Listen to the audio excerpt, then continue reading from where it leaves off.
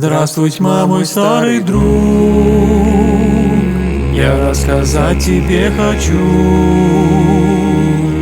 о видении, что заползло.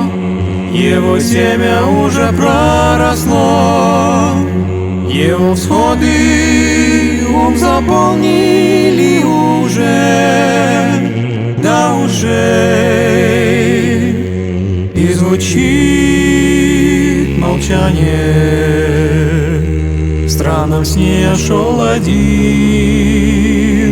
ночной брусчатки господин. В ореоле тусклых фонарей город поднял, стало потеплей, но внезапно озарил неона свет. Ночь раздел, и вокруг молчание. Сверкнула вспышка, и я в ней увидел множество людей, говоривших, но не говоря, слышавших, не слушая.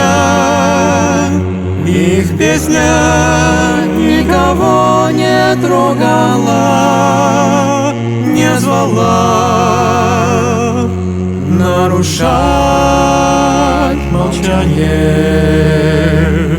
Дураки, сказал я им, все падет, а мы молчим. Я могу словам вас научить, руку дать, что вместе дружно жить.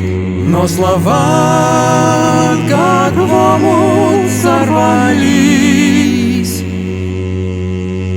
эхом звенит молчание. Люди вознесли мольбу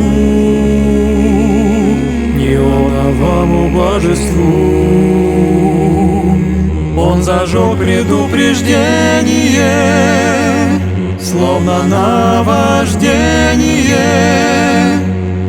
Знак вещал словами истины списанных и пустых. Холы